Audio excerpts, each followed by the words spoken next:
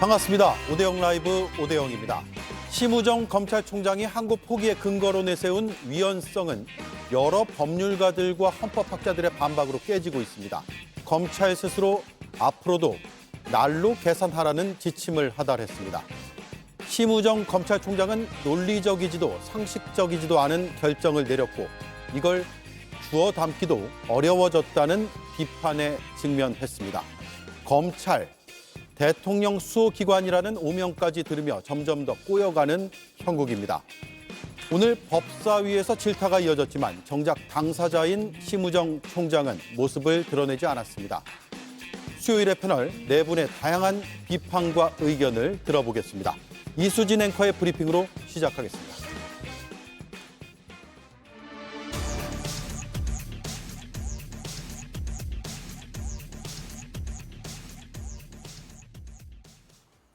법사위가 구속 취소 논란으로 뜨거웠습니다. 심우정 총장이 나오진 않았고요. 대신 검찰총장 지휘 권한이 있는 법무부 장관 권한대행에게 질문이 쏟아졌습니다.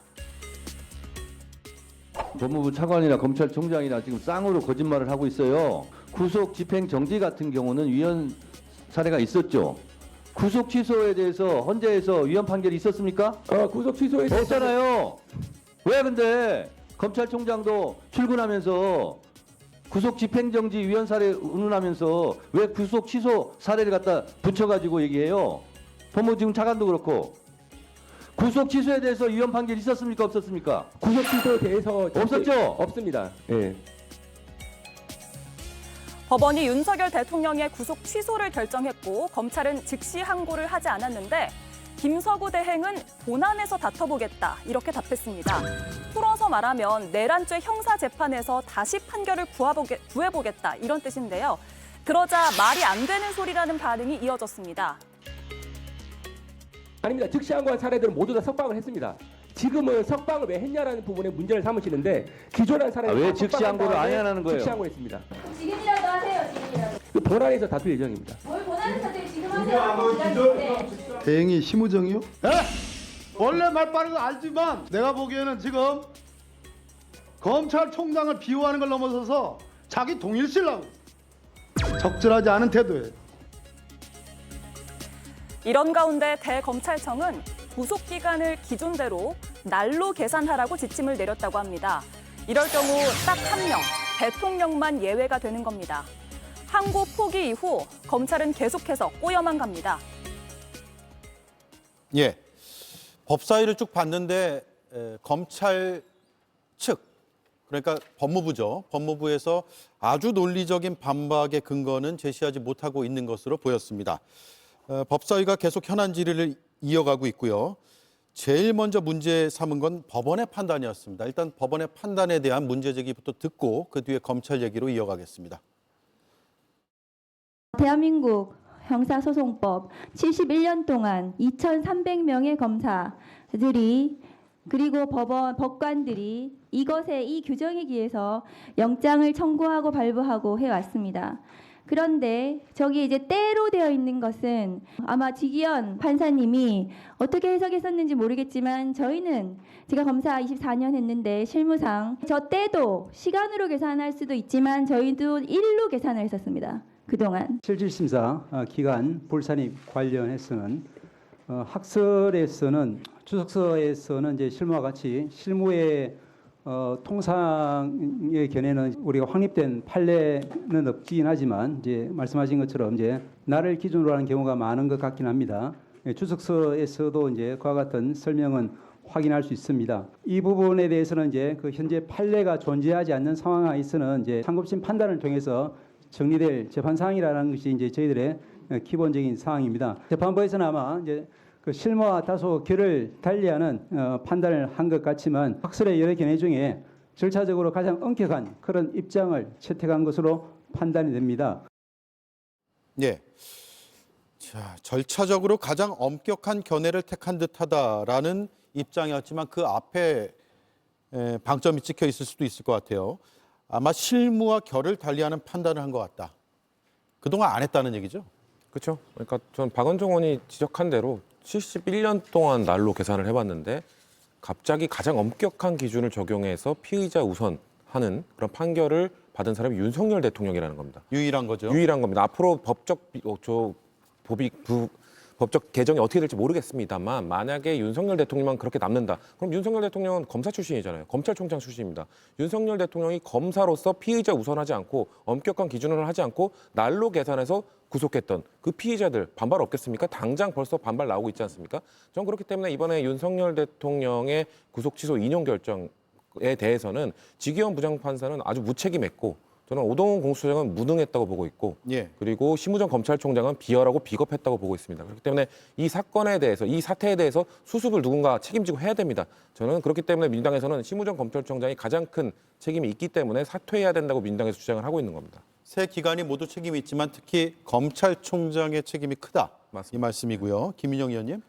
저희가 사법부를 존중한다는 의미에는 판사 개개인의 판결에 대해서 존중한다는 의미가 포함되어 있는 겁니다. 판사는 개개인적으로 독립적이고 그 개개인적인 독립을 바탕으로 해가지고 올바른 판단을 내렸다고 저희가 믿고 신뢰하기 때문에 그걸 어느 정도 국가 유지된 건데요. 지금 최근 들어서 정치권에서 여야 할 것 없이 사법부에 대한 불신을 드러낸 건 분명한 사실인 것 같습니다. 저는 이번 사건을 관련해서 물론 사건마다 당면한 사안이 다르고 판사가 그 판단하는 과정에서 다를 수밖에 없지만 적어도 어쨌든 사법부의 판단이 내려지고 결과가 나왔기 때문에 그 판결 결과에 대해서는 존중을 해야 된다고 생각을 합니다.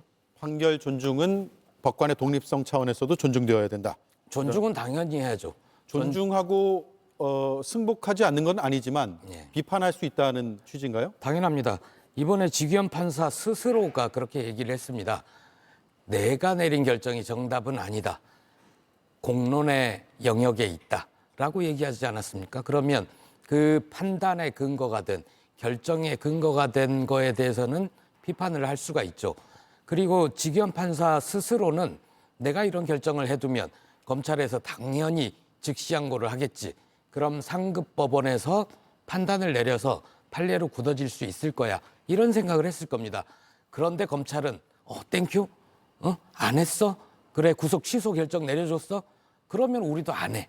하고 결국은 윤석열 한 명만 예외로 된 날단이 계산이 돼버린 겁니다. 예.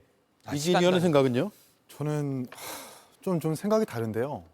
정치가 함부로 사법부를 공격하는 일은 지양해야 된다고 봅니다. 언제부턴가 검사도 탄핵하고 이제는 부장판사까지 탄핵할 기세인데 정치와 사법 그리고 삼권 분립은 존중되어야 되기 때문에 가장 조심해야 된다고 생각을 하고요. 71년 동안의 관행을 뒤집은 것은 저도 매우 유감이다. 그 사실 계기가 윤석열 대통령의 형사사건으로 인한 계기였다는 것은 매우 공교롭고 유감인데요.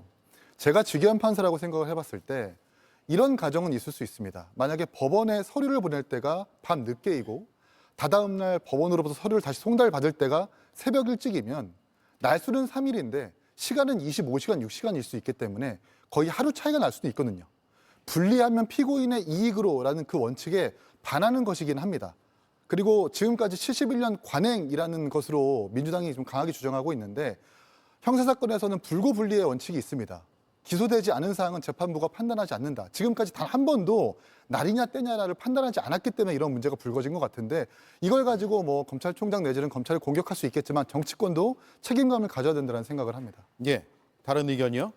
저는 지기현 부장판사가 그런 결정을 내렸을 때 저는 그러면은 왜 그런 결정을 내렸을까? 그러면은 윤석열 대통령이 변호인 측에서 그런 주장을 했기 때문이잖아요. 근데 그런 주장을 1월 24일 그 구속영장 연장 신청이 불어댔을 때 사실 그때 논쟁이 있었습니다. 근데 모든 법조인들이 지금까지 71년 동안 날로 해왔는데 그건 문제될 것 없다라고는 했습니다만 그래도 윤석열 대통령 측에서 그렇게 시간 계산해야 되고 곧 만료된다고 주장했으면 심우정 검찰총장이 보수적으로 계산했었어야죠. 근데 26일 오전에 하지 않고 26일 오전 10시에 뭔 열었죠? 전국 고검장, 지검장 회의 열어서 뭔가 책임을 분산시키려는 그리고 뭔가 의견을 듣는 척을 하면서 시간을 지연시켰다는 저희는 의심을 할 수밖에 없는 겁니다. 그러면서 9시간 45분이 초과됐기 때문에 그거에 대해서 지기현 부장판사가 그런 판단의 빌미를 제공한 것은 저는 심우정 검찰총장이라고 얘기하는 겁니다. 그런 잘못된 판단이라고 생각합니다만 빌미 제공은 심우정에게 있다. 그렇기 때문에 검찰의 책임이 더 크다는 주장을 하고 있는 겁니다. 예. 그리고 그냥 예, 말씀하시죠. 심우정 총장이 의견 수렴 절차를 거치지 않았다면 오히려 더 심우정 총장의 자의적 판단이나 비난이 더 컸었을 겁니다.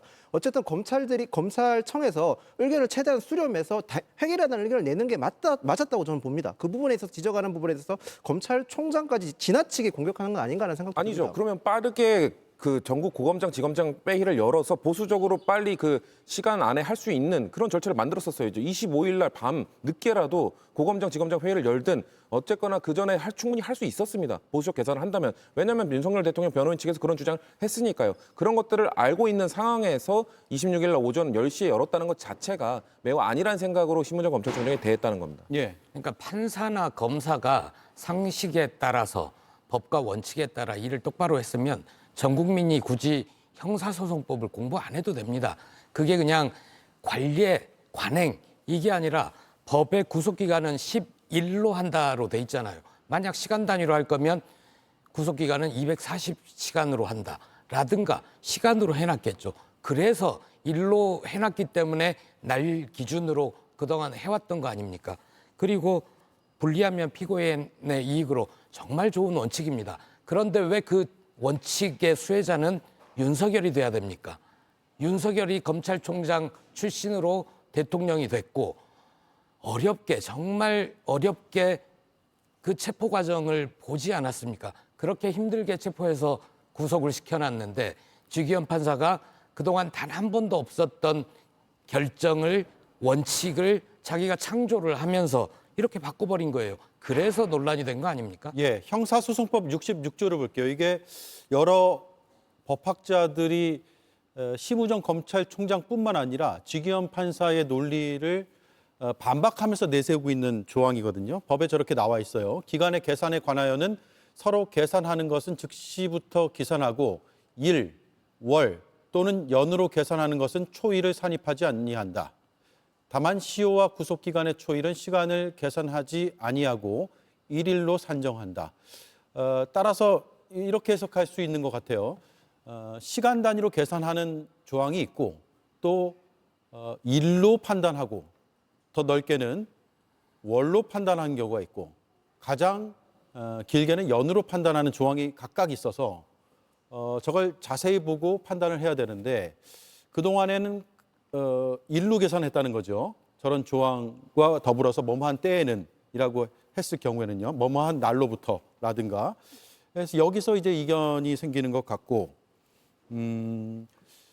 현재 흘러가고 있는 글쎄요. 이게 뭐 제가 단언할 수는 없습니다만 법조계의 의견은 판사의 자의적인 판단이라는 쪽으로 가고 있는 거 아닌가요? 어떻습니까? 여기에 대한 의견도 좀 더 들어볼게요. 지금 우리가 화면에서 보고 있는 형사소송법 201조 지금 저게 지금 그 접수한 날부터 반환한 날까지의 기간은 산입하지 아니한다고 되어 있잖아요. 예. 저게 지금 이번에 법원에서 연장 시간으로 33시간이 인정된 거거든요. 33시간이 아니라 날로 계산하면 48시간이 돼야 되는 거죠. 그러니까 그거에 대해서도 형사소송법이 있는 겁니다. 그러니까 형사소송법의 대원칙 애매할 때는 피의자의 이익을 우선으로 이건 애매한 상황이 아니라는 거예요. 애매할 때는 그렇게 할 수 있는데 분명히 201조랑 66조를 종합적으로 고려했을 때는 날로 계산하는 게 법적 조항, 법적 근거가 있다는 겁니다. 그렇기 때문에 그거에 대해서 갑자기 시간으로 계산한다는 것 자체가 지금 법에 있는 걸 자의적으로 해석했다고밖에 볼 수 없는 거죠. 예, 다른 의견은요? 네, 저는 이제 구속은 항상 관례상으로는 구속은 날부터 날까지, 그리고 체포는 때부터 때까지 이렇게 관행을 적용해 왔던 것으로 알고 있습니다. 그런데 아까도 말씀드렸지만 불고불리의 원칙 한 번도 이렇게 정밀하게 다퉈본 적이 없는 것 같아요. 그래서 이런 문제가 불거지는 것 같은데 그래서 검찰이 비판받아 마땅한 지점은 즉시 장고를 했었어야 한다. 그래서 상부심에서 정확하게 무엇이 위헌인지, 날인지 때인지를 정확하게 판단을 받아보고 위헌적 조항으로 남겨둘 건지 아닌지를 한번 결정을 해야 되는데 이것에 대해서 사실 그 직무를 회피했기 때문에 포기했기 때문에 비판받아 마땅한 지점이라고 생각을 합니다. 예, 지기현 판사도 설명 자료를 보면 상급심의 판단을 좀 받아봐야 될 필요성을 얘기를 했었거든요. 그런데 검찰에서 항고하지 않음으로써 아예 이 상급심은 어떻게 이걸 보는지에 대한 그 결론이 나올 수가 없는 상황에 처해지게 됐습니다. 자, 두 번째로 공수처로 갈게요. 지금 국민의힘은 공수처의 책임론이 크다고 보는 것 같아요. 오늘 법사위의 흐름이 그렇습니다. 일단 들어보겠습니다. 공수처는 대통령 체포를 공수처의 생존, 회생 계기로 삼아서 법 절차와 수사 관례 무시하고 밀어붙였습니다. 그러니까 계속 논란이 이어진 겁니다. 이쯤 되면 공수처장께서 사퇴하는 것이 맞다고 보는데 어떻게 생각하십니까? 지금 그럴 생각 전혀 없습니까? 저희들의 그 업무 집행에 적법 절차 위반한 점이 전혀 없습니다. 그러면 나라 전체를 이렇게 혼란스럽게 한 것에 대해서 국민께 사과하겠습니까? 지금 구속 취소와 관련하여 지금 구속 취소 결정과 그다음에 적시 항고가 없었다는 것 관련돼서 물으시는 것 같은데 지금 그 결정문에 의하면 공수처가 그거 여쭤본 거 아니고요. 이런 혼란을 초래한 것에 대해서 국민께 사과할 마음이 있냐고 여쭤봤습니다. 수사권 존부에 대해서는 지금 이번 구속 취소 결정에 대해서는 그만 답변하시죠. 변호인 주장만 나와 있지 그 부분에 국회에서 대해서 거짓말로 명시적인 국민 우롱하고 규정이 거짓말 없다라고 답변 되어 있지. 내고 뭐 수사권에 답변 대해서 잘못됐다 문제가 하니까 있다라고 아래 사람들한테 판단한 책임 바가 다 없습니다. 떠넘겼어요. 예, 국민의힘 위원들은 오동훈 처장의 사퇴 요구도 했는데요. 법원이 수사권 문제에 대해서 문제가 있다라고 판단한 것은 아니다라는 오동훈 처장의 발언, 개혁신당은 어떻게 받아들이십니까? 그렇죠. 사실 수사권에 대해서 판결문에 정확하게 적시한 것은 아닙니다. 명확성을 기해서 의문의 여지를 해소하기 위해서 구속 취소한 것이 맞다라고 한 것이지 수사권이 어디에 있다라고 판단하는 것은 아니기 때문에 국민의힘의 저 주장은 기각되어야 한다고 저는 보고요. 전 사실 우리 개혁신당에서 오동훈 처장과 심우정 총장의 거취 문제를 두고 주장을 했지만 과연 오동훈 공수처장이 문제일까요? 누더기로 만든 공수처법이 문제인 거죠. 모호하게 만들었던 공수처법 그리고 형법상 122조에서 133조까지 수뢰라든지 폭행이라든지 하는 내란죄 수사가 이런 조항이 없음에도 불구하고 내란죄를 출발하게 했던, 내란죄를 수사하게 했던 그 문제의 공수처법이 문제인 거지 공수처장이 문제일까 이런 생각을 하게 됩니다. 예. 김영희 의원 생각은 어떻습니까? 일단 가장 큰 거는 공수처 내란 수사권에 대해서 저희가 국민의힘에서 계속 얘기했던 게 이 수사 과정에서 절차적 정당성을 굉장히 중요시 여겼습니다. 대통령 탄핵이고 대통령에 관련된 범죄에 대해서 현행범으로 체포된 최초의 사례지 않습니까? 그 수사 과정에서 절차적 정당성에 조금이라도 흠결이 있으면 이런 문제가 발생할 걸 충분히 예측할 수 있었습니다. 그렇기 때문에 저희가 수사권이라든지 이런 문제에 대해서 굉장히 많은 지적을 해왔지만 결국 공수처에서 그걸 무시하고 자신들의 조직의 보호친을 위해서 무리하게 수사한 결과가 저는 이 사태를 야기했다고 생각을 합니다. 공수처에 대해서는 이번 수사가 끝나고 나서 추후에라도 충분히 존립의 여부에 대해서는 충분히 다퉈야 될 문제가 있다고 생각을 합니다. 예.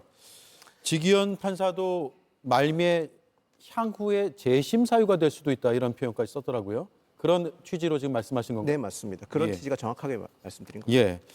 그 박준태 국민의힘 의원이 공수처가 나라를 혼란에 빠뜨렸다라고 주장하지 않습니까? 나라를 혼란에 빠뜨린 게 윤석열입니까? 공수처입니까?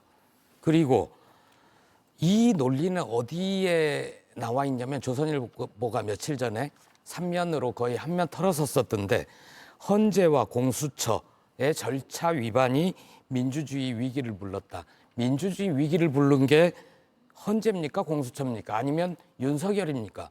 윤석열이 12월 3일에 비상계엄 선포를 하고 계몽령이라는 말도 안 되는 주장을 하지 않았더라면 지금 이렇게 혼란스러운 일도 없었고 민주주의가 위기에 처할 일도 없었을 것입니다. 딱 하나 봅시다. 공수처법이 누더기라고 주장을 하는데 문제가 있을 수 있습니다. 그런데 공수처법을 만들면서 왜 내란죄를 안 집어넣겠습니까? 고위공직자 범죄 수사처 그 범죄 중에 여러 개를 넣으면서 내란을 넣지 않았거든요. 그 이유는 지금 이 시기에 2024년, 2025년 1987년 민주화된 이후로 군사 쿠데타도 꿈도 꾸지 못하는데 대통령이 비상계엄을 선포하고 친위 쿠데타를 일으킨다? 그럴 리는 없을 거야라고 생각하고 뺐을 가능성이 큽니다. 김용현 전 국방장관도 국회 나와서 얘기를 하지 않았습니까? 당시에 계엄령 선포 뭐 이런 얘기가 많다. 그러니까 김용현 스스로 그렇게 얘기합니다. 아니 시대가 어떤 시대인데 나라도 계엄령이 선포되면 따르지 않을 거다. 이런 취지로 얘기하지 않았습니까? 예. 그러니까 공수처법에 빈 구석이 있으면 그거는 추후에 채워가면 됩니다. 그런데 그럴 힘도 없는 국민의힘이 공수처를 없애버리겠다. 공수처 존립 문제를 논하는 건 말도 안 되죠. 108석밖에 안 되는 국민의힘이 어떻게 공수처를 없앨 수 있습니까? 할 수 있는 방법은 다시 윤석열이 복귀를 해서 다시 계엄을 선포를 한 뒤에 공수처를 없앨 수 있겠죠. 예. 공수처법 이야기가 나와서 공수처법을 만들었던 그리고 추진했던 문재인 정부 민주당 입장에서는 뭐 저희의 뭐 사과나 유감 표시도 좀 필요하다고 생각합니다. 다만 지금 이 수사 권한과 관련된 문제는 이번에 지기현 부장판사의 판결은 저는 공수처의 무능을 지적한 거로 봅니다. 왜냐하면은 지금 김용현 전 장관, 윤석열 대통령 둘 다 내란죄로 기소가 됐습니다. 근데 검찰은 김용현 전 장관을, 공수처는 윤석열 대통령을 담당을 했죠. 근데 검찰은 이 직권남용에서 내란죄로 가는 루트를 논리적으로 만들어서 제공을 했어요. 경찰에 대한 수사 권한을 갖고 거기에서 인지가 돼서 내란죄로 이어졌다라는 그거를 가져가서 김용현 전 장관의 구속 취소 그거를 기각시키는 지기현 부장판사가 똑같은 판사가 판결했습니다. 그 논리 구조를 만들었기 때문에 지기현 판사가 기각시킨 거거든요. 근데 공수처는 그 논리를 만들지 못한 겁니다. 그럼 저는 공수처가 무능했다고 생각합니다. 그 논리를 만들 자신이 없었으면 직권남용에서 내란죄로 이어지는 논리 구조를 정확하게 제시할 자신이 없었으면 수사를 하겠다고 했으면 안 됩니다. 예. 그렇기 때문에 그걸 못한 책임에서는 공수처도 자유로울 수 없다는 지적은 하고 싶습니다. 예. 자, 오늘 심우정 검찰총장은 나오지 않았고요. 심우정 총장과 박세연 검찰특별수사본부장이죠. 19일 다음 주에 국회에 다시 한번 법사위 현안 질의의 증인으로 채택이 됐는데 나올지 안 나올지 모르겠습니다. 검찰 수뇌부가 상임위에 나온 적을 잘 본 적은 없는 것 같습니다. 다만 지금 많은 국민들이 또 이렇게 각 정당에서 궁금해하고 비판적으로 보고 있기 때문에 나와야 할 필요성은 꽤 있어 보인다는 생각도 듭니다. 어제 대검찰청이 각급 청에 보낸 지침이 있습니다.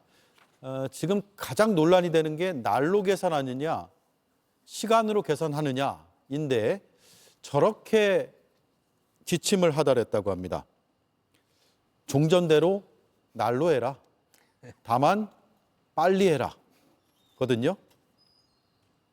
그러면 이런 생각으로 이어질 수밖에 없을 것 같아요.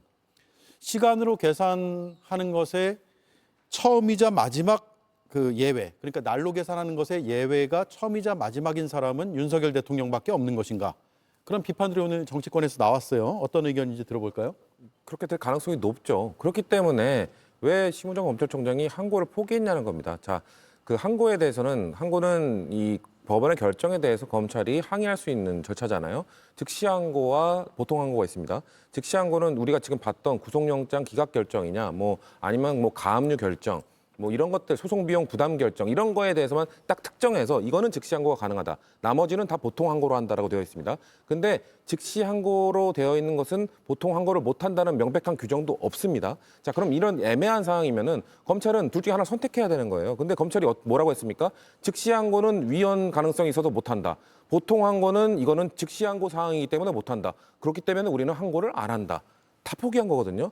저는 정상적인 검찰이라면 전 상식적인 검찰이라면 그러면은 좀 위헌 법률 신청을 할 수 있다고 생각합니다. 이거에 대해서 판단을 내려달라. 즉시 항고에 지금 이 구속영장 기각 조항이 들어가 있는 것을 위헌인지 아닌지 판단해달라고 위헌 법률 신청 이걸 하면은 그럼 헌재가 판단을 내려줄 것 아닙니까? 괜찮다라고 하면은 즉시 항고하면 되는 것이고요. 아니라고 하면 그걸 근거로 보통 항고를 할 수 있는 겁니다. 저 같은 비법조인도 충분히 이런 상식적인 생각을 할 수 있는 건데 예. 검찰은 양쪽 다 안 돼요 하고 포기했으니까 이거에 대해서 검찰의 무능함, 그 비열함, 비겁함을 지적할 수밖에 없는 거죠. 비열함, 비겁함이다. 일단 구속집행정지의 즉시 항고 같은 경우는 2012년 6월 달에 위헌 판례를 받은 적이 있습니다. 그만큼 검찰 입장에서는 즉시 항고를 했었을 때 위헌 판례가 있었는데 다시 항고하는 게 부담스러웠을 겁니다. 지금 또 절차상에 대한 문제점을 계속 지적하는 상황에서 즉시 항고까지 해서 또다시 또 위헌 사례가 있었는데 또다시 즉시 항고해서 기각됐을 때 그 절차적 하자에 대해서는 더 많은 문제가 일어날 수 있다는 거죠. 거기다가 검찰의 역할이 단순하게 기소만 하는 게 아니라 공소 유지를 통해서 재판을 이끌어 나가는 부분이 있습니다. 판사께서 분명히 지적하셨던 부분에서 절차적 정당성, 특히 공수처의 절차적 정당성을 지적을 했습니다. 검찰 입장에서는 재판의 공소 유지를 하면서 올바른 판결을 이끌어 나가기 위해서는 재판부와 초반부터 재판이 시작하기 전부터 각을 세우는 것보다는 절차적인 정당성을 좀 더 본안에서 유지할 수 있도록 하는 것도 검찰의 역할이라고 보거든요. 예. 저희가 검찰에 대해서 너무 불신의 좀 자세를 많이 보이시는데 그렇게 따지면 김용현 국방부 전 장관이라든지 군 수뇌부에 대한 검찰 수사에 대한 결과에 대해서 불신의 입장을 보이시는 게 저는 맞다고 생각을 합니다. 예. 자, 지금 위원 결정의 근거로 제시한 말씀하신 구속 집행정지 혹은 가석방에 대한 위원 결정은 분명히 있었어요. 근데 그 결정과 이번 구속 취소 결정의 이 위헌성 여부와는 별개다. 그러니까 이번에 근거로 삼기에는 어려운 결정들이다라는 반박들이 꽤 있는 것으로 알고 있는데 다른 의견 없습니까? 그러니까 구속 집행 정지의 즉시 항고가 위헌이니까 구속 취소의 즉시 항고도 위헌일 것이다라고 하는 이른바 건피셜에 따라서 즉시 항고를 포기한 건데 매우 무책임한 거죠. 제가 알고 있는 판례, 제가 파악하고 있는 판례로는 구속 집행 정지에 대한 즉시 항고가 위헌인 이유는 집행 정지가 됐을 때 즉시 항고를 하면 일주일 동안 다시 한번 그 피고인을 잡아둬야 됩니다. 그것이 위헌이라는 것이거든요. 근데 이 구속 취소에 대한 즉시 항고는 구속 자체를 취소하는 것이기 때문에 본질적으로 내용 자체가 다른 겁니다. 근데 이것조차도 그냥 위헌일 수 있으니까 즉시 항고를 안 하겠다. 뒤집어서 얘기해 보면 형소법을 그냥 위헌 법률로 만드는 거고 그걸 남겨두는 것이기 때문에 이 위헌 법률을 적극적으로 해소할 책임이 있는 검찰이 너무 무책임한 태도를 보이는 건 아니냐라는 생각이 들고 본안 재판에서 따지겠다? 전 이게 이해가 안 되는데 좀 제가 과문해서 그런지 모르겠지만 본안 재판이라고 하는 것은 윤석열의 내란죄의 유무입니다. 내란죄의 유무에서 구속 취소에 대한 유무를 대체 왜 다룹니까?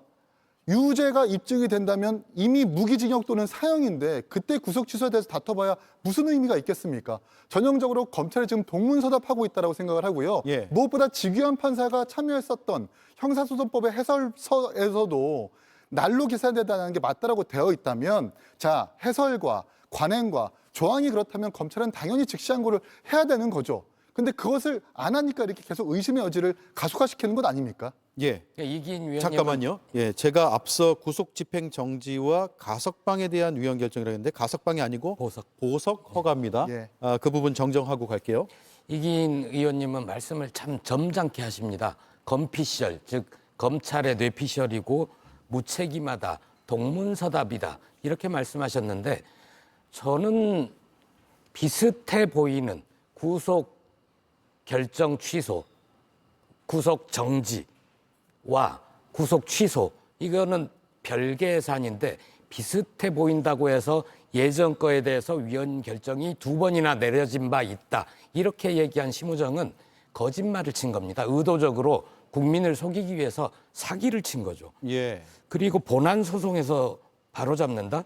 본안은 내란죄를 하는 거잖아요. 그런데 검찰이 그 내란죄 유무를 다투는 데서 판사한테 지난번에 왜 구속 취소하셨어요? 그 일 단위로 해야 되는데 시간 단위로 해가지고 우리가 검찰이 욕먹잖아요. 그럼 그렇게 얘기를 하겠습니까? 그러면은 지기현 판사는 내란죄를 유무를 다투는 재판인데 미안해. 나는 검찰이 그거 즉시 항고 해줄 줄 알았지. 당신들이 안 해서 나까지 욕먹잖아. 그 내란죄 심각한 중대범죄를 다투는 재판에서 이거 가지고 검사와 판사가 논쟁을 하겠습니까? 본안 소송에서 다툰다라는 것도 거짓말이고 사기입니다. 심우정은 2번이나 다 알면서도 국민을 우롱하고 있는 거죠. 예. 자, 다른 의견 있으세요? 이게 법은 이번에 판결을 내린 건 판결이 아니라 결정이지 않습니까? 법원의 결정에 대해서 사람을 구속하고 인신을 구속하는 건 전적으로 사법부의 판단입니다. 그걸 검찰이 존중한다는 거고 저희가 지금 말 좀 잠깐 헷갈리면 안 되는 부분이 헌법재판 탄핵 같은 경우는 절차적 정당성이 제가 형사소송이 아니기 때문에 어느 정도 요인될 수 있는 부분이 있지만 지금 내란죄 같은 경우 형사소송이지 않습니까? 형사소송에서는 그 무엇보다도 절차적 정당성이 하나하나가 다 중요하지 않습니까? 오죽하면 판사께서 그 말까지 하지 않습니까? 김재규 사건의 재심 청구까지도 이 사례를 들었지 않습니까? 절차적 정당성이 갖춰지지 않는 사건은 추후에 판결이 나고 나서 엄청난 후폭풍이 일어난다는 점을 국민의힘에서는 계속 지적했었습니다. 공수처의 수사라든지 그 절차적 정당성의 미비점에 대해서 계속 지적을 했었는데 그 미비점에 대해서 검찰이 본안 사건에서 다투겠다고 하는 것까지 비난하는 건 좀 과도한 비난인 것 같습니다. 네, 심우정 총장의 판단에 대한 비판도 있고 그렇지 않다는 반박도 있는데 한 분만 더 듣고 넘어갈게요. 의견이 있으시면 주세요. 근데 그렇게 이야기를 하면은 그 절차적 정당성, 형사 재판이기 때문에 중요하다고 말씀하셨잖아요. 그러면은 지금까지 시간이 아닌 날로 계산해왔던 사람들의 절차적 정당성은 다 위반되었던 건가요? 그렇게 치면은 이거에 대해서 따져보지도 않고 검찰이 항의해보지도 않고 포기한 것. 그렇기 때문에 제가 아까 말씀드려서 사회적 혼란. 나는 왜 난 구속 기간을 그렇게 계산했느냐. 그 사람들은 절차적 정당성 똑같이 주장할 겁니다. 나에 대한 절차적 정당성은 누가 보장해 주냐. 나는 절차적 정당성을 보장받지 못했다. 그렇기 때문에 나의 구속 취소를 해주지 않고 구속 기간을 잘못 계산한 거에 대해서 국가가 배상하라. 아니면 재심하라. 이런 요구 저는 빗발칠 거라고 생각합니다. 이런 사회적 혼란이 올 수 있음에도 불구하고 끝까지 매조지지 못하고 뭔가 그냥 방치했던 검찰총장 왜 책임이 없습니까? 당연히 책임이 있는 거죠. 그렇기 때문에 이것을 뭐 법원의 판단을 물론 그냥 수긍한 겁니다. 하지만 즉시 한 거든 아까 말씀드린 보통 한 거든 둘 중에 하나를 선택할 수 있는 기회가 있었음에도 그냥 내버려둔 거. 저는 검찰이 이렇게 온순한 거 처음 봤습니다. 예.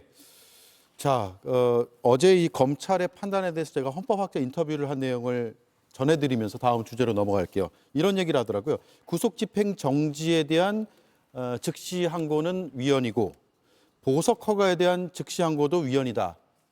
그런데 쉽게 표현하면 이런 취지라는 거예요. 구속 상태인데 부모님이 돌아가셨다. 잠깐 출소를 해야 되는데 석방을 해야 되는데 잠깐 나갔다 다시 들어오라라고 하는데 아니다라고 즉시 항고로 다투는 것은 그건 위헌적이라고 본다는 것이죠. 그 사이에 상이 지나가 버리니까. 예. 그런데 구속 취소는 구속 효력 자체가 취소되는 것이기 때문에 전혀 별개의 사안이고 이 정도는 헌법학계에서는 이견이 없을 것이다라고 인터뷰를 한 내용이 있기 때문에 전해드리고요. 또 하나는 이건 인터뷰 내용은 아니고 헌법 위반의 혐의자의 석방 여부를 다투느라고 석방하지 않는 것이 헌법 위배다라는 논리인 것 같아요.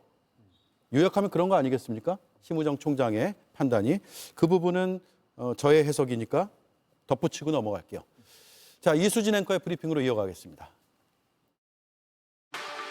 이재명 당대표님에 대한 신변의 위협의 제보가 좀 있어가지고요. 러시아제 권총을 밀수해서 이재명 대표를 암살할 계획을 가지고 있다라. 최고위 직후 백브리핑에서 이런 제보를 공개하자 국회가 술렁였습니다. 구체적인 제보 내용이 뭐냐고 물었는데요. 이렇게 답했습니다. 군 정보사 장교 출신 분으로부터 들어온 제보입니다. HID 707 오비 요원들이 러시아제 권총을 밀수하여 이재명 대표를 암살할 계획을 가지고 있다고 합니다. 당분간 대표님은 노출이 안 되도록 하여 주시면 감사하겠습니다. 계엄 전이라면 소설 같은 이야기로 치부할 수도 있겠지만 이제는 그렇게 보기도 좀 힘든 상황이 아닐까 싶습니다. 민주당에선 이재명 대표에 대한 신변 보호를 강화해달라고 촉구했습니다. 수사당국은 이재명 대표의 신변 보호를 강화하고 신속히 수사에 착수해서 테러 예방과 진압에 총력을 기울여야 할 것입니다.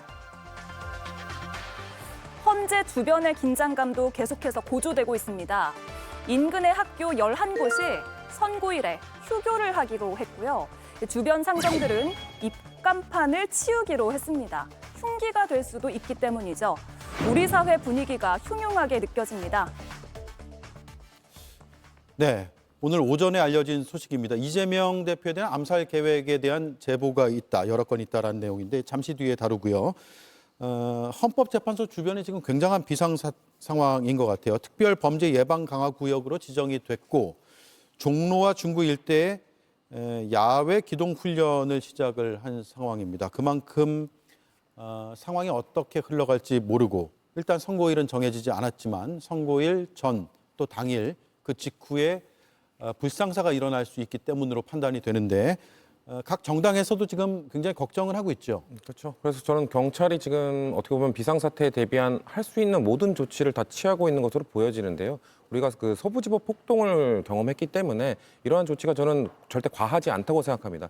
그리고 비상사태도 일어나지 말아야 되고 그리고 경찰들도 다치지 말아야 됩니다. 그러기 위해선 충분한 조치가 필요하죠. 근데 저는 이렇게 공권력이 준비하는 것으로는 한계가 있다고 생각합니다. 예. 결국 정치권이 이 탄핵 심판 이후에 결과가 나온 이후에 이 지지자들을 어떻게 자중시키고 그 목소리를 어떻게 긍정적 에너지로 전환시킬 수 있을 것인가 그 역할은 정치권이 해야 된다고 생각하거든요. 제 개인적으로는 저는 탄핵 심판은 인용될 가능성이 거의 확실하다고 보고 있기 때문에 그거에 대해서 반발하는 보수 지지층 지금까지 국민의힘이 해왔던 그들을 자극하고 헌법재판소를 타겟팅하고 이런 목소리를 내는 것이 아니라 그들의 뭐 분노 이런 것들을 치러지게 될 조기 대선으로 이어질 수 있도록 긍정적으로 이끌 수 있도록 그 역할을 정치권이 해줘야 되는 것이거든요. 그렇기 때문에 이렇게 공권력이 경찰이 아무리 열심히 준비를 한다 하더라도 결국 그걸 누군가가 선동하고 누군가가 이끌게 된다면 저건 무용지물이 될 수도 있습니다. 그렇기 때문에 저는 정치권이 좀 더 준비를 하고 그 이후에 어떻게 지지자들을 이끌 것인지에 대한 고민이 전 지도부나 양당 지도부 차원에서 이루어져야 된다고 생각합니다. 예, 정치권의 몫이다.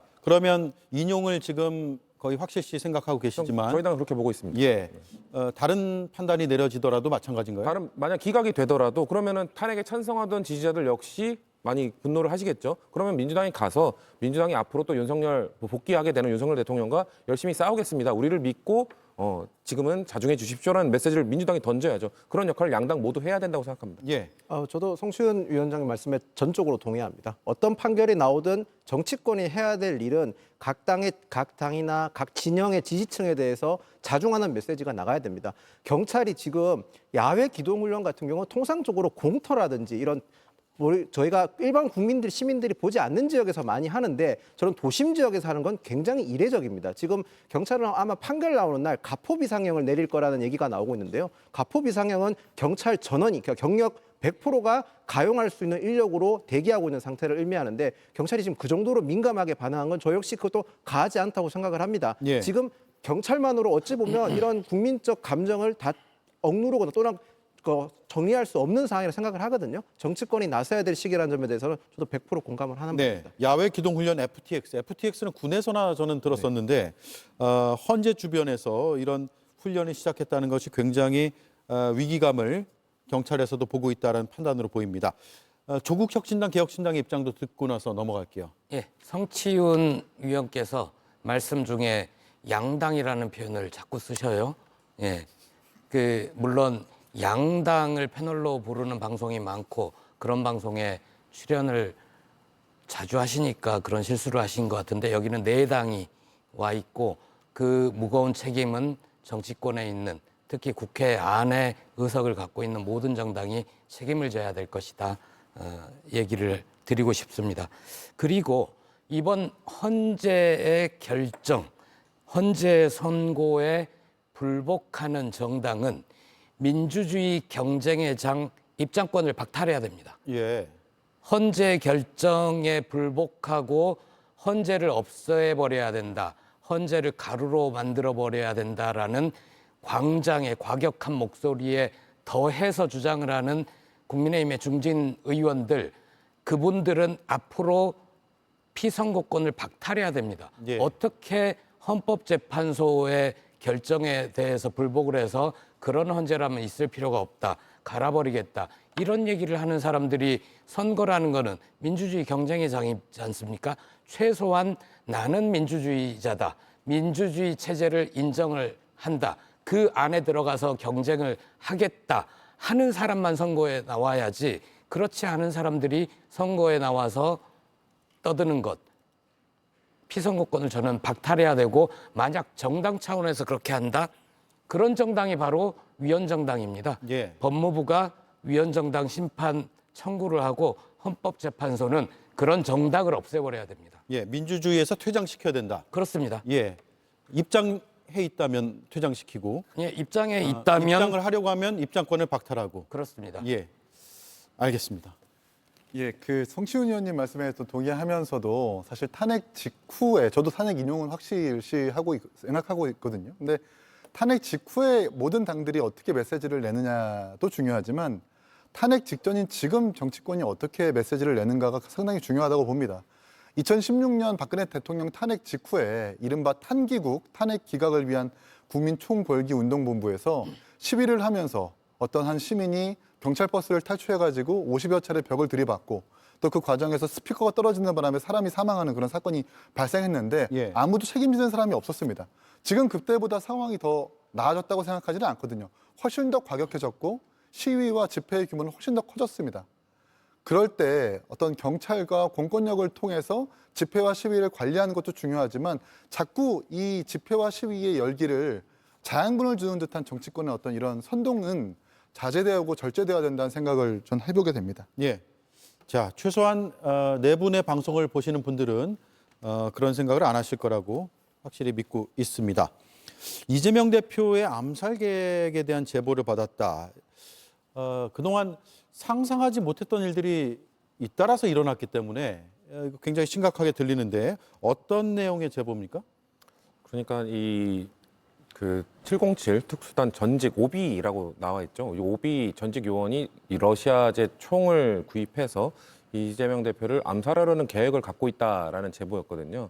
근데 이런 것에 대해서 뭔가 뭐 크로스 체크를 한다던가 뭔가 그 정말 누구인지를 따져보고 지금 발표를 한 건 아니고 일단 이런 제보 문자가 자꾸 지도부나 의원들에게 오고 있으니까 예. 선제적으로 일단 알린 겁니다. 일단 선제적으로 알리는 효과는 여러 가지가 있겠죠. 일단 그 이재명 대표에 대한 경호가 강화될 것이고 또 그런 만약에 진짜 그런 계획을 하고 있다는 사람이 있다면 이것이 노출됐다는 것을 또 알려주는 것이고요. 그런 효과를 보기 위해서 그리고 이재명 대표 같은 경우에는 작년 1월에 우리가 모두 알고 있는 테러를 당했었기 때문에 정치 테러를 당했던 경험이 있기 때문에 이런 것들을 좀 과하게 반응하고 과하게 예방하고 하는 것은 저는 무리가 없다고 생각합니다. 그렇기 때문에 이런 것들을 좀 경각심을 일깨우고 지금 사회적 분위기가 너무 고조되고 있는 상황이기 때문에 이런 테러 위협도 있다. 저는 이재명 대표뿐만 아니라 다양한 정치인들에 대한 테러 위협도 가능하다고 생각하기 때문에 네. 전반적인 이런 정치인들에 대한 경호 지금의 사회 분위기를 좀 잠재우는 이런 좀 문화로 흘러가는 것이 필요하다고 생각하고 있습니다. 예. 국민의힘 권성동 원내대표도 정치인의 테러는 있어서는 안 된다 이런 메시지를 냈거든요. 이재명 대표, 권성동 원내대표의 입장을 차례로 들어보고 나서 김은영 위원에게 질문 드리겠습니다. 뭐 몰지각한 사람이 일부 있겠지만 대체적으로는 우리 국민들의 수준을 믿습니다. 대표님 혹시 외부 활동 줄이실 계획 있으십니까? 아직 정치인에 대한 테러는 있어서는 안 된다. 정보가 구체성이 있고 사실에 근접한다 그런다면은 경찰은 더 많은 경호 인력을 파견해야 될 것으로 보고 있습니다. 예. 정치인의 테러는 절대로 있어서는 안 되죠. 특히 지금 같은 시기에 정치인 테러가 있으면 결국에는 정말 파국을 맞이할 겁니다. 그렇기 때문에 저런 정치인 테러에 대해서 대비하는 건 저는 바람직하다고 생각을 합니다. 다만 다소 아쉬운 점은 황정화 의원이 구체적인 테러 지침, 정황까지는 제보를 했는데 말씀을 하셨는데 제보자에 대해서는 굉장히 또 애매모호하게 말씀을 하셨거든요. 지금 또 굉장히 민감한 시기지 않습니까? 사회적으로 굉장히 갈등이 고조된 상황에서 구체적인 제보의 출처를 명확하게 밝혀줘야만 이런 야기를 또 혼돈을 더 야기를 안 시킬 것 같은데 저는 저 부분에 있어서는 황정화 의원께서 또 구체적으로 밝혀주시는 게 어찌 보면 이 내용의 신빙성도 높일 수 있고 대비도 더 확실하게 할 수 있다는 점에서는 황정화 의원께서 정확하게 더 밝히는 게 맞지 않느냐는 생각을 합니다. 예. 지금 실제로 어때요? 여의도에 다들 계실 텐데 김보엽 이기인 위원님, 여의도에서도 바짝 긴장하는 상황인가요? 꼭 이 제보를 떠나서 전반적인 지금 분위기가 그렇습니까? 최근에 윤석열 구속 취소된 뒤로 야 5당 중심으로 해서 광화문에서 연일 집회를 하고 있지 않습니까? 예. 제가 평소에 이재명 대표를 잘 알기 때문에 길에서 보게 되면 인사를 합니다. 근데 얼마 전에 길에서 만났을 때는 이재명 대표가 굉장히 주의를 경계하고 있구나, 긴장하고 있구나, 밝게 웃으면서 인사하는 게 아니라 그 굉장히 긴장한 듯한 눈빛을 보면서 무슨 일이 있나 보다 하고 넘어갔는데 이런 제보들이 있었던 것 같습니다. 현실화할 가능성이 있고요. 제보의 출처가 어딘지 제보자가 누군지 중요하지 않습니다. 무슨 일도 생겨서도 안 되고 그런 일이 생겼을 경우에 공권력은 확실하게 제압을 해서 이런 일이 대한민국에서는 다시는 있어서는 안 된다. 이거는 여야를 떠난 문제 아닙니까? 박근혜 전 대통령도 후보 시절에 끔찍한 일을 당했잖아요. 그런 일은 절대 있어서 안 됩니다. 네, 이기인 의원님. 그러니까 여의도를 다녀보면 일단 국민들이 많이 화가 나 있다는 걸 확실히 느끼는데요. 근데 저는 국민들의 이성을 믿고요. 그리고 정치권에서 저렇게 함부로 뭔가 대테러 위협이 있다, 피습 위협이 있다라고 함부로 꺼내는 건 지양해야 된다고 봅니다. 지금 황정화 의원이나 오늘 백브리핑을 통해서 밝힌 전현희 의원이나 근거가 무엇이냐고 물었을 때 마땅히 그냥 문자 받은 것만 이야기를 하고 무슨 온라인 커뮤니티 얘기를 합니다. 커뮤니티를 근거로 피습 위험이 있다라고 얘기하는 건데 저도 커뮤니티 가보면 이재명 대표 비판할 때 죽여버린다라는 위협을 많이 받거든요. 그럼에도 불구하고 저 얘기 꺼내지 않는다라는 것은 그것이 근거가 없기 때문입니다. 그런데 이것을 정치권 공론의 장으로 가져와가지고 마치 정말 실제하는 것처럼 특히 707 요원은 국가를 위해서 존재하는 국민 부대, 우리 군인이거든요. 근데 707 요원을 직접 거론하면서 러시아제 권총을 밀수한다는 아무런 근거도 없이 저렇게 허위로 의혹을 제기한다는 것 자체가 지금 이 정치권이 오히려 이 어떤 국민들의 어떤 탄핵 찬성과 반대 집회에 자양분을 주는 꼴이 되는 것은 아닌가라는 의문점을 갖고 있습니다. 예, 알겠습니다. 그럼에도 또 여러 상상하지 못하는 일들이 많이 벌어지고 있고 군이 동원돼서 계엄을 한 상황에서 그 이후의 계획들이 실행은 되지 않았지만 수첩에 적혀 있는 내용들 보면 정말 무슨 일이 일어날지 모르겠다 이런 두려움도 있기 때문에 정치권에서는 조금 더 안심을 시키고 분열을 좀 멈추게 하는 그런 발언들이 나왔으면 좋겠다는 생각도 해봅니다. 자, 그리고요, 대담은 여기까지 하고 법원 행정처장이 법사위에서 윤석열 대통령 구속 취소와 관련해서 즉시 항고를 통해서 상급심 판단을 받아볼 필요가 있다라고 생각한다라고 발언을 했네요. 검찰이 어떻게 또 답을 할지 궁금해집니다. 다음 시간에 이슈가 이어지면 토론을 또 해보죠. 네 분 고맙습니다.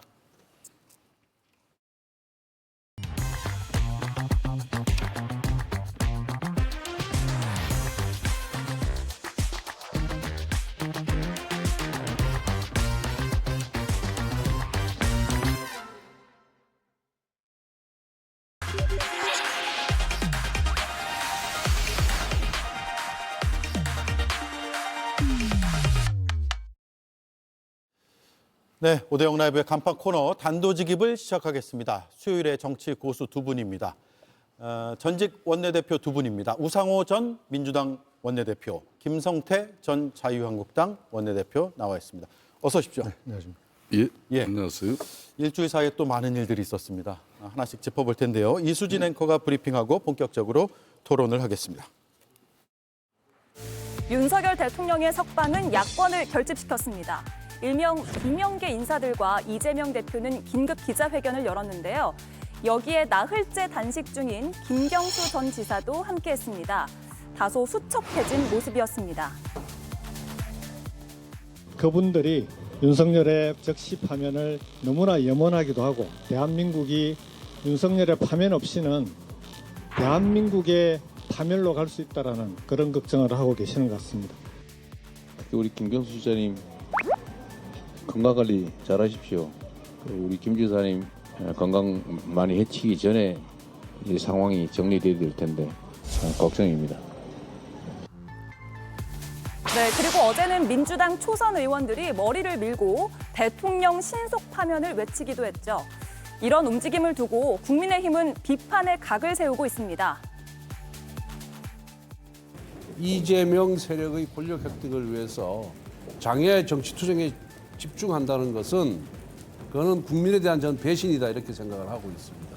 빨리 국회에 와서 국회 본연의 역할을 할 수 있도록 국민들께서도 민주당에 대해서 야당에 대해서 매서운 비판과 회초리를 들어야 한다 생각합니다. 한 언론은요, 야당의 총공세에 대해서 무엇을 위해서 이렇게까지 하느냐라고 묻기도 했습니다.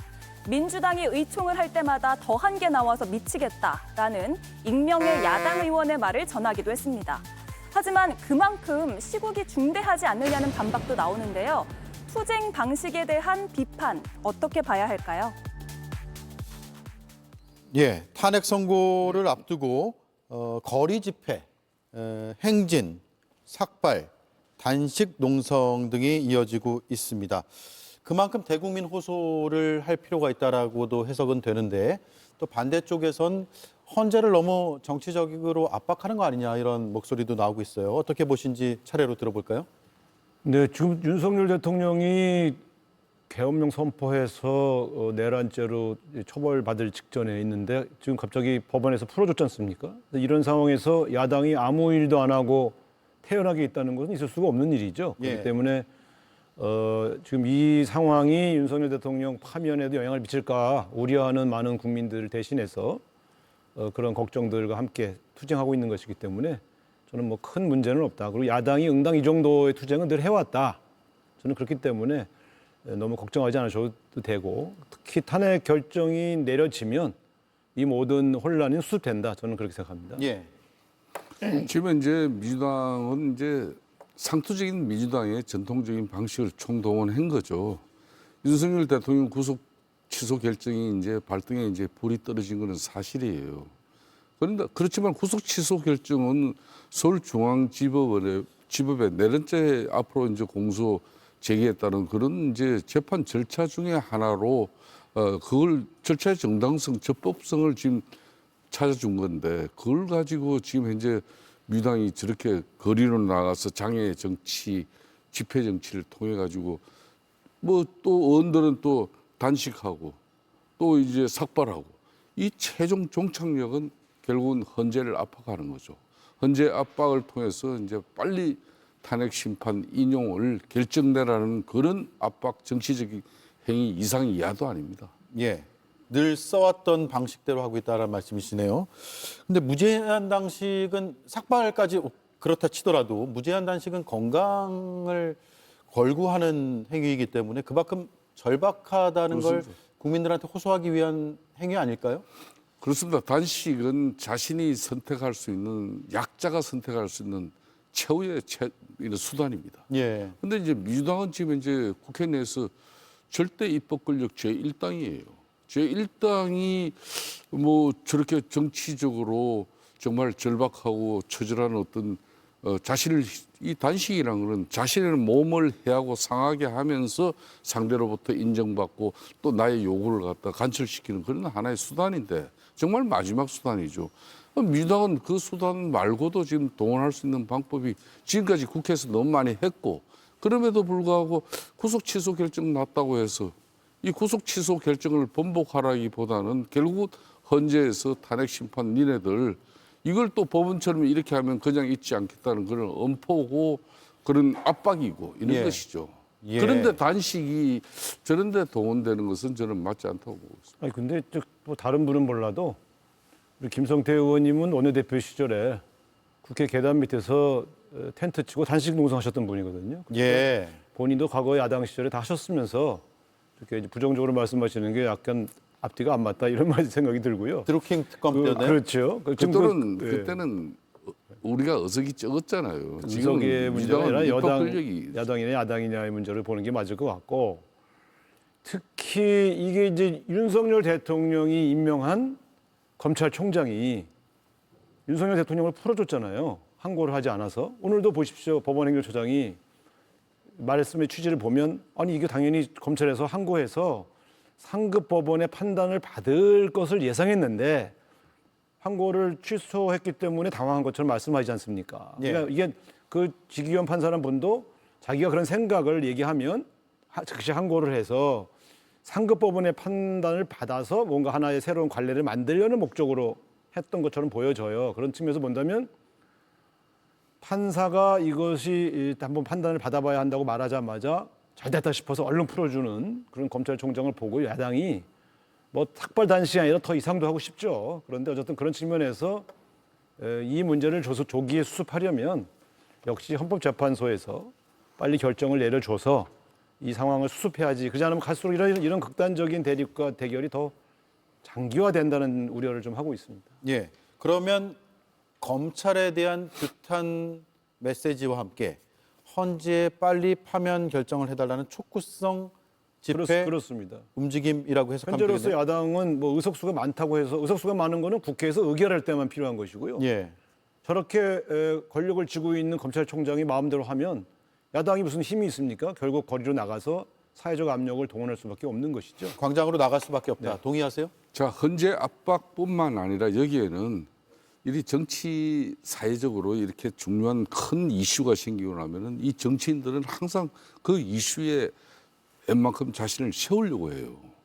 그걸 뭐 흔히 말하는 자기 정치라 그럴 수도 있는 건데 이런 엄청난 중요한 시국 상황이니까 자신이 이제 자신의 정치인으로서 존재감을 또 저런 격한 정치 행위를 함으로써 드러내는 부분이 하나 있는 것이고 또 하나는 지금 이제 뭐 청상천하 유아독존 지존 이재명 대표에게 내가 이렇게 장렬하게 이렇게 열심히 싸우고 있다, 투쟁하고 있다 이런 부분을 또 보임으로써 이제 당내적으로 또 자신의 이제 정치적 어떤 그런 입지를 강화하는 그런 하나의 수단이 되고 있는 거죠. 예. 저런 모습들은 이게 다 흔히 말하는 이 자기 정치를 일부 뭐 강하게 하다 보면은 국민의힘 쪽이든 민주당 쪽이든 결국은 국민들이 볼 상상하는 그 모습 이상 이하도 아니라는 거.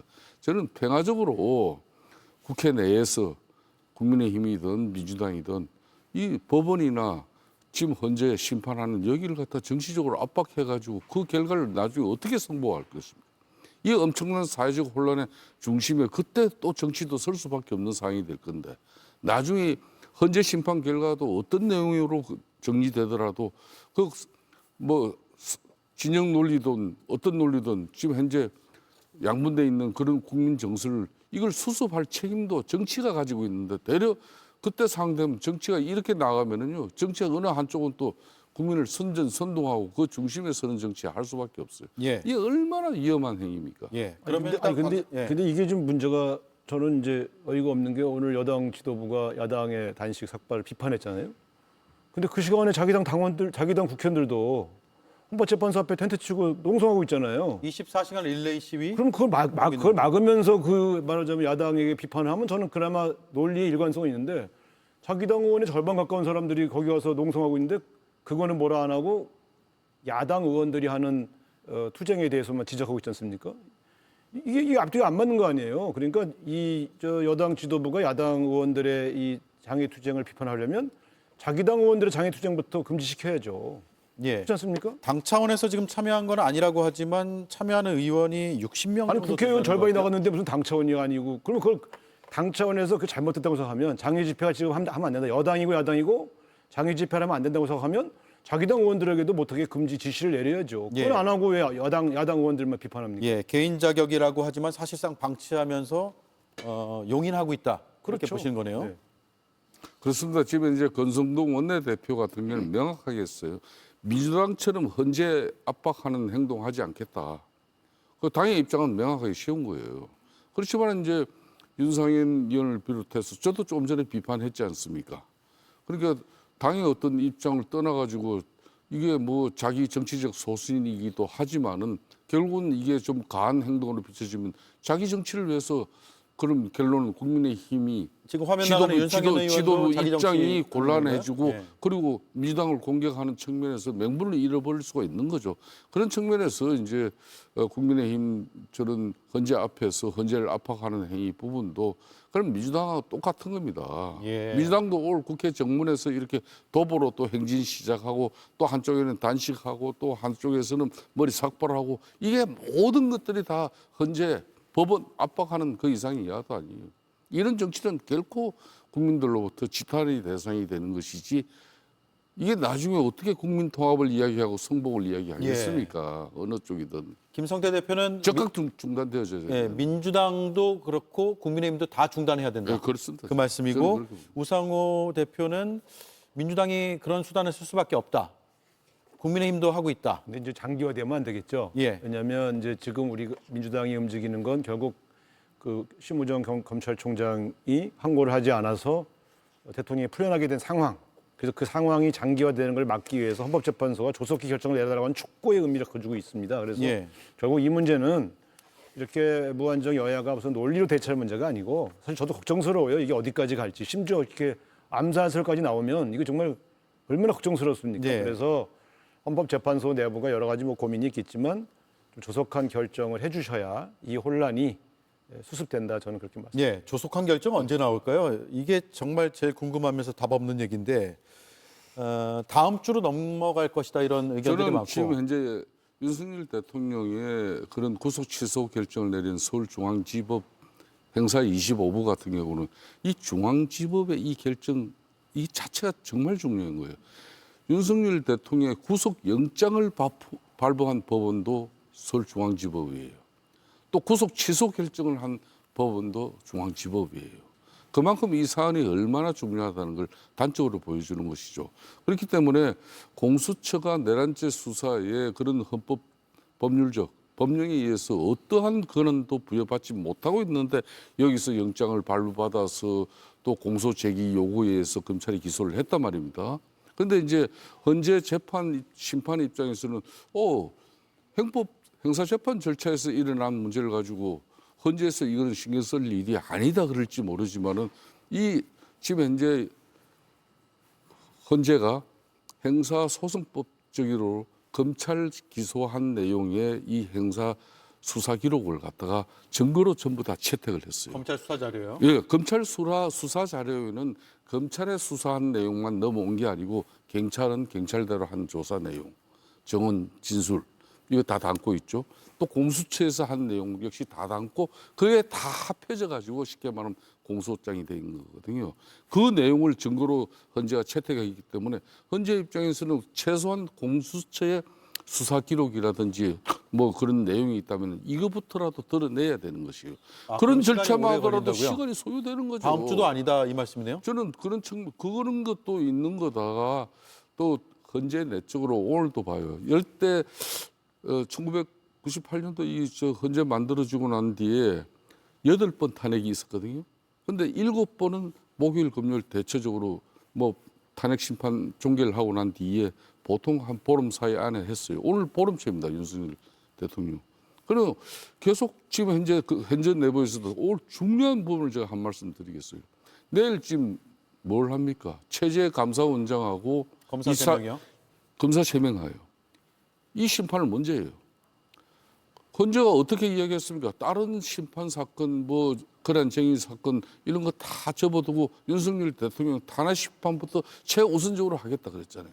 그만큼 지금 헌재 재판권 내 이 팽의를 통해서 지금 이걸 집중적으로 정리해 들어가지만 그게 잘 안 되고 있다는 증거거든요. 안 되고 있다. 그렇기 때문에 당연히 헌재 이 심판 기일은 저는 더 지연될 수밖에 훨씬 더 없다고. 지연될 수 저는 있다. 해석이 좀 다른데요. 만약 김성태 의원님 말씀대로 헌법재판관 내에 이견이 많고 잘 진행이 안 되면 다른 사안을 먼저 건드릴 리가 없습니다. 저는 어떻게 생각하냐면 윤석열 대통령에 대한 평의 과정에서 상당 부분 의견이 근접했는데 그 결론을 먼저 발표하기 전에 이 평평성을 맞추기 위한 다른 사안들에 대해서도 신속하게 심의를 해서 그러한 것들을 하나하나 발표해 나감으로써 이게 왜 윤석열 대통령 것만 집중적으로 하냐고 하는 그런 또 일각의 지적에 대한 또 일종의 무말할까 또 의견을 수렴한 측면들도 보여주는 과정이다. 저는 이렇게 보고요. 그래서 저는 늦어진다고 해서 많이 늦어진다고 보지 않고 사실 또 헌법재판소가 이번 주에 발표하겠다고 미리 예고한 적도 없어요. 그냥 다 우리가 예측한 거지. 그 과거의 경험에 비추어서 이번 주에 하지 않겠나 기대했던 것인데 설사 이번 주에 한다고 하는 건 일주일 정도 연기한다고 해도 일주일 연기예요. 네. 이 탄핵 결정을 기다리는 많은 국민들은 애가 타지만 헌법재판관들은 더 신중을 기하는 모습을 국민들에게 보여줄 필요가 있다 이렇게 판단하신 것 같고요. 이론이 있어서라기보단 바로 그런 여러 가지 고려를 하고 있다. 그래서 저는 늦어도 다음 주 내에는 결론이 나올 것이다. 저는 이렇게 생각합니다. 네, 탄핵 소추된 행정부 소속의 공무원들을 일단 가부를 결정 빨리 해주고 그리고 행정부를 어느 정도 좀 정상화시킨 다음에 결정할 수도 있는 문제. 비슷하게 하거나 앞뒤에 큰 차이 없이 해서 이 탄핵 결정이 낸 이후의 국가 안정에 대한 고민도 안 할 수 없는 거 아니겠습니까? 지금 우상호 대표님께서 아주 좋은 말씀 지적 잘 해주시는데 그러려면은 한덕수 그럼 총리 대통령 권한 대개 탄핵 심판부터 헌재가 먼저 내려줘야 돼요. 동시에 할 수 있다는 분석도 나오더라고요. 저도 동시에 할 수 있다고 봐요. 그렇지만은 그런 고도의 그러면 헌재가 정치적인 판단을 하고 그런 결정을 하겠죠. 그런데 한덕수 지금 현재 대통령 권한 대행 같은 경우는 탄핵 심판 이루어진 지가 벌써 언제입니까? 그렇기 때문에 이걸 갖다가 더군다나 변론 중계를 한 번 하고 벌써 끝나버린 지가 언젠데 이걸 갖다 이렇게 지체시키면서까지 되려 마흔의 재판관 권한쟁의 심판 같은 경우는 빠르게 결정을 내고 그런 측면에서도 헌재가 너무 정치 편향성을 띠고 있다. 거기에 따른 헌재에 대한 국민적 그 불신 이런 부분이 지금 헌재 내적으로도 이 재판관들이 가장 큰 부담을 느끼고 있다고 해요. 그렇기 때문에 윤석열 대통령 이 심판이야말로 그러니까 제일 중요한 것은 또 이 심판 결정문입니다. 이 결정문이 정말 한치의 헌결이 없어야 나중에 재심 문제도 또 이야기가 되지 않겠죠. 네. 또 성북의 문제까지도 다 포함되겠죠. 그러려면은 이거는 시간이 좀 걸리는 건데 저도 개인적으로는 시간이 마냥 늘어지는 거 원치 않아요. 예. 그렇지만 이 헌재 입장에서는 정말 만전을 기한 심판을 그리고 결정문을 내야만이 국민이 승복하고 납득이 된다는 것이죠. 예. 합리적인 결정이 빨리 나오기를 모두가 원할 것 같은데 그렇습니다. 헌재가 말씀하신 대로 날짜를 미리 지정한 적이 없기 때문에 연장이라는 표현이나 지연이라는 표현도 사실 정확한 표현은 아닌 것 같아요. 안 맞죠. 그러니까 제가 이제 그런 얘기했습니다만 아니 아직 신랑 신부가 결혼 날짜를 발표를 안 했는데 하객들이 왜 결혼을 연기하냐 이렇게 얘기하는 거하고 뭐가 다르겠어요. 예. 저는 이제 기일을 지정해서 발표했다가 갑자기 무슨 사정이 생겨서 연기하면 그건 연기지만 지금은 일반적인 정치 호사가들의 예상보다 좀 늦어지는구나 정도의 표현이 적당하다고 봅니다. 정치권의 전망과 희망의 날짜들이 몇 가지 있었는데 그것보다는 늦어지는 것 같다가 정확한 표현인 것 그러니까 같습니다. 헌재가 차분하게 아까 제가 결정문 이야기도 했습니다만 하나의 흥결 없는 결정문을 쓰기 위해서는 이게 정말 평정심을 유지하면서 고도의 법 지식이 지금까지 모든 걸 헌재에 그냥 명예를 걸고 다 해야 되는 건데 이걸 양 정당이 그냥 정치권 총동원령을 내려가지고 정치적으로 저렇게 헌재를 압박하고 있는데 나는 저 사람들이 제대로 된 판단할 수 있을까 심히 걱정될 정도. 지금 이 순간부터라도 저는 뭐 저희 국민의힘도 마찬가지입니다만은 민주당 입장에서 절대 헌재 압박하는 행위 이거는 결국은 어느 쪽 진영이든 국민 이 헌재 결과를 갖다가 승복하지 말자는 사전에 예고를 거는 거나 마찬가지예요. 예. 자, 5가지 핵심 쟁점으로 추렸잖아요, 헌재에서. 그러면 마지막에 지연된다라는 얘기는 쓰지 않겠습니다만 심사숙고하고 있다면 어느 부분을 제일 숙고하고 있을까요? 왜냐하면 많은 분들은 뭐 본 장면들도 많고 하기 때문에 거의 이건 다 결정이 다 되는 거 아니야라고 할 텐데 뭔가 경론이 있는 것처럼 비춰지기도 하고요. 저는 제가 아까 계속 말씀드렸습니다만 이제 압축한 5개의 쟁점 그거는 헌법재판소의 재판 과정에서도 깔끔하게 관련 증거나 증언으로 다 입증된 사실들입니다. 물론 윤석열 대통령과 그 변호인 측에서는 자꾸 그 증거의 증거성을 자꾸 시비를 걸고 있습니다만 적어도 박근혜 대통령 때의 탄핵 심판에 비해서 훨씬 명증하고 또 그 현장에 와서 증언한 분들의 증언이 일관성이 있고 또 그렇기 때문에 제가 볼 때는 쟁점 안에서 또 다른 무슨 이견이 있어서 좀 논쟁을 벌이고 있는 상황은 아니라고 생각합니다. 예. 그러니까 지금 현재 제일 문제가 되는 것은 검찰의 이제 수사 기록과 또 증인들의 이 헌재 출석해서 진술한 내용 이런 것들이 지금 현재 맞질 않아요. 그런 부분에 대해서 헌재 재판관들이 가장 판단하기가 지금 어려운 겁니다. 검찰 조서 진술한 내용 이렇게 보면은 그걸 갖다 전부 증거로 채택해가지고 이미 재판관들이 그걸 다 숙지하고 있는데 근데 헌재 재판관에 불러가지고 이 사람들 정인을 들어보니까 오락가락해요. 그 대표적으로 이제 각종원 특경사 사령관하고 홍정은 지금 국정원 1차장 아니겠습니까? 이런 분들 홍정은 차장 같은 경우 그 메모 내용이 4차례나 바뀌어요 입장이. 그러니까 엄청난 그런 자체가 지금 혼란을 가져가는 거죠. 또 두 번째는 헌재 입장에서 그런 지금 현재 후속 취소 결정에 대한 그런 공수처의 이런 한마디로 적법적인 수사 그런 주체가 아닌 거기로부터 시작된 이 부분도 지금 현재 일정 부분 그로 비롯된 이 헌재의 혼란 부분도 이걸 보지 않을 수가 없어요. 그렇기 때문에 헌재가 좀 더 신중하게 들여다보는 시간이 저는 필요하다는 거지 어떤 뭐 그렇다고 해서 12월 3일 비상계엄 그 실체적 사실 자체가 번복되고 없어지는 건 아니잖아요. 그렇지만 이걸 헌법과 법률적인 측면에서 헌재 재판관들은 정확하게 판단해야 될 의무가 있기 때문에 그런 측면에서 이제 고심하는 거죠.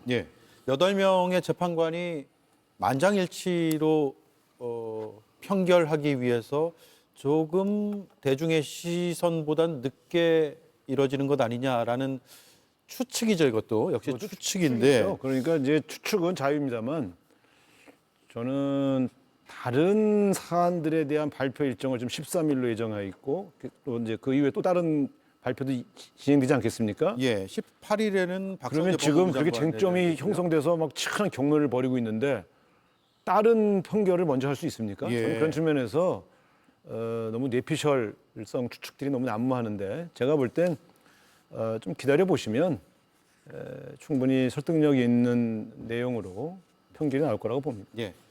동트기 전이 가장 어둡다고 하잖아요. 동트기 전인 것 같습니다. 금방 또 일출을 볼 수도 있을 것 같고요. 그 결과는 뭐 예단할 수 없지만 대통령의 관저 정치가 시작됐느냐, 일각에서는 그러니까 일부 보도는 관저 정치 시작됐다 이렇게 보도하고 있고 또 다른 곳에서는 관저 정치를 안 하고 겸허하게 헌재 결정만 기다린다고 보도하는 쪽도 있어요. 두 분의 시각은 어떻습니까? 이 문제는 과거에 박근혜 대통령이 탄핵이 국회에서 의결된 이후에 이 어떤 행동과 비교를 해볼 수 있어요. 그 당시에 대통령이 파면되기 전까지 박근혜 대통령은 관저에 머물렀는데 무슨 개를 끌고 갔다는 둥, 뭐 누구를 만났다는 둥, 전화를 해서 뭐 유명인과 대화를 했다는 둥 이런 거 발표한 적이 없어요. 예, 메뉴 뭐 김치찌개 이런 얘기도 없었죠. 아니 무슨 메뉴가 나옵니까? 그러니까 이게 제가 볼 땐 왜 저런 발표를 해서 대통령이 활발하게 뭔가 움직이고 뭔가 자신의 방어를 위해서 움직이는 거라고 하는 추측을 가능케 하느냐? 그거 대통령 의중이죠. 그러니까 제가 볼 땐 바로 윤석열 대통령이 자초한 겁니다. 그래서 저는 이제 어떻게 생각하실지 모르겠지만 윤석열 대통령이 풀려나와서 관저에 계시는 동안에 뭐 가족하고 대화도 하고 이런 거야 다 사적인 생활이니까. 근데 이러저러하게 자기 방어를 위해서 관련 증인들과 접촉한다든가 또 예를 들어 그 정치권 인사들과 접촉해서 뭔가 앞으로 이루어질 여러 가지 사회적 압력을 논의한다든가 이런 행위들이요 굉장히 위험한 겁니다. 예. 여전히 구속이 취소된 것이지 피의자가 아닌 것이 아니고 탄핵 심판의 대상이 아닌 게 아니거든요. 그런 측면에서 지금 구속 취소된 이후에 보여준 윤석열 대통령의 동정과 관련된 여러 보도는 매우 우려스럽다. 예. 저는 그렇게 생각합니다. 예. 대통령을 만든 국민의힘은 집권당으로서 이제 12.3 비상계엄 대통령의 통치권 행위라 그러지만은 그에 따른 이제 이런 사법 절차와 헌재 심판에 있어 가지고 공정한 사법 절차 또 헌재의 정치 편향성을 걷어낸 그런 재판관들의 판단이 이루어지게끔 하는 거기까지가 이제 집권당의 역할과 도리이고요. 그걸 위해서 지금까지 이제 국민의 상식선을 넘지 않는 그 인계점을 넘지 않는 선까지 사실상 윤석열 대통령의 방어권도 또 지켜주려고 노력했고 또 불법 수사 주체로부터 체포 구금된 부분에 대해서 이런 구속 석방에 대한 목소리도 높여왔던 거 아니겠습니까? 그렇지만은 지금은 분명히 헌재의 시간이죠. 이 헌재의 시간에 앞으로 윤석열 대통령 입장은 자신은 이제 관저에서 서울구치소에 있을 때도 옥중 정치라는 게 왜 나왔겠습니까? 그 적견하고 또 면회한 그런 일부 중진 정치인들이 그 면회하고 나온 상황을 가지고 자기 메시지를 만들고 흔히 그게 또 자기 정치를 위해서 그런 또 가닥에 부풀어진 내용이 만들어져요. 그러다면 윤석열 대통령은 옥중 정치가 된 거예요. 지금도 마찬가지입니다. 예. 관저에서 오신 이상 저는 진중하게 극도의 절제된 그런 한마디로 대통령의 모습을 국민들에게 보이는 게 중요한 거죠. 왠가 하면은 이 헌재에서 탄핵 심판은 언젠가는 나올 거 아니겠습니까? 이후에는 윤석열 대통령이 누구보다도 국민 통합을 위해서 애쓰셔야 될 분이거든요. 어떤 결과든 간에. 막 그런 측면에서 저는 이 간저 정치가 국민의 힘을 움직이는 그런 원천적인 힘이 거기서 나오고 또 윤석열 대통령의 포켓 정당으로서 또 당의 주요 당직자들이 그런 어떤 뭐 간저의 어떤 그런 분위기에 뭐 자고우면하는 그런 어떤 정당의 모습을 보인다면은 우리는 만일 하나 조기 대선 정국이 만들어진다 그러면 만에 하나 그럼 상당히 국민들에게 볼상사로운 모습이 되는 것이죠. 예. 그러니까 윤석열 대통령이 너무 국민들에게 자꾸 상대는 이재명 대표인데 이미 저기는 불변이에요. 그러면 앞으로 만에 하나 조기 대선 정국이 오더라도 윤석열 대통령이 비춰져서는 안 되죠. 이재명 대표를 꺾을 수 있는 그런 국민의힘 대선 주자의 모습이 경쟁력이 국민들에게 비춰지고 그 소신, 정치적 소신과 비전 가지고 이렇게 우리가 심판을 받아야 될 문제이기 때문에 윤석열 대통령의 그 간저 정치는 어떤 경우든 간저 정치라는 그 이름이 저는 나와서는 안 된다고 봅니다. 안 된다. 그런데 어쨌든 제가 볼 때는 저렇게 움직이시는 게 특히 구속 취소되고 나와서 지지자들에게 보였던 모습은 마치 무슨 개선 장군이 개선하는 모습 아닙니까? 그리고 관저에서 개를 끌고 산책하는 모습을 공개한다든가 뭐 당의 지도부를 불러서 대담을 한다든가 예.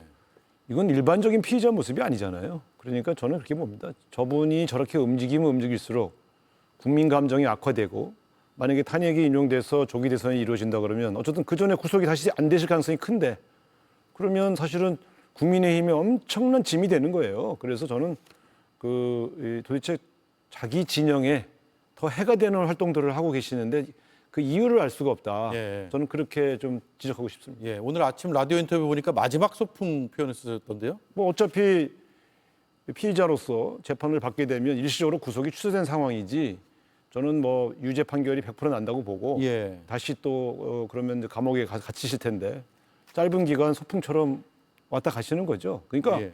이게 무슨 자기가 개선 장군처럼 그렇게 움직일 문제가 아니에요. 대한민국의 내란을 일으킨 주요 피의자 아닙니까? 좀 진중하게 대한민국의 혼란을 일으킨 자기 자신을 반성하는 모습을 보여줬으면 좋겠습니다. 예, 알겠습니다. 더 마지막 발언 하시겠어요? 뭐 짧게만 부탁드릴게요. 우상호 대표께서 또 이제 윤석열 대통령을 마지막 소풍으로 마치 뭐 예.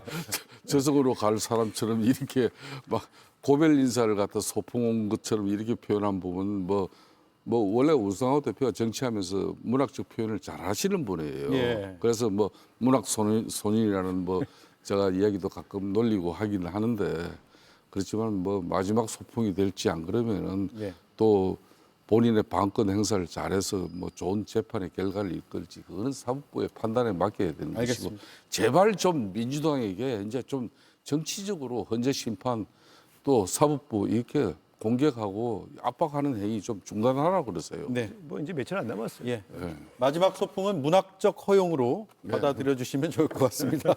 예. 이렇게 정리하죠. 두 분 감사드립니다. 예, 감사합니다. 들코락스 Good morning Good condition 상쾌한 아침 뭐든 할 수 있지 변비가 당신의 하루를 막고 있다면 자연스러운 장리듬을 찾아주는 들코락스 끊임없이 새로워진 나를 발견할 수 있도록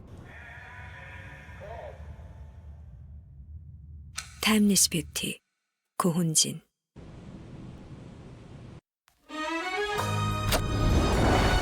빈틈없는 흡입력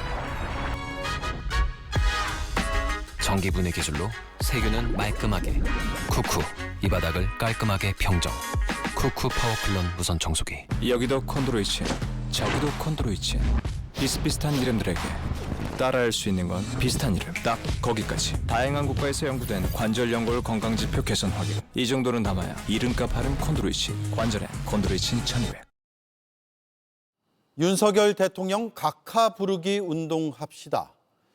이철우 경북도지사가 페이스북에 올린 글입니다.